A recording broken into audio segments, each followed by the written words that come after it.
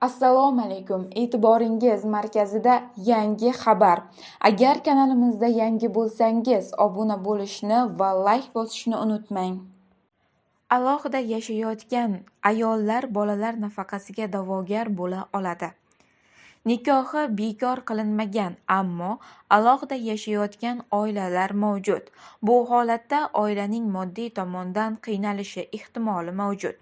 Birga yashamayotgan holda eri aliment bilan ta'minlayotgan bo'lsa ham, erini oila tarkibiga kiritmasdan bolalar nafaqasini olish imkoni tug'iladi.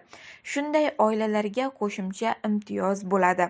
Bu holatda avtomatik aniqlash tartibi qo'llaniladi. Aliment oluvchilar ro'yxati Majburiy byuro axborot tizimidan taqdim qilinadi. Aliment olayotganligi haqida ma'lumot registraturaga kelib tushadi va shu ma'lumot asosida eri oila tarkibiga qo'shilmay turadi. Shuningdek, ayolga yolg'iz ona sifatida avtomatik bolalar nafaqasi tayinlanadi.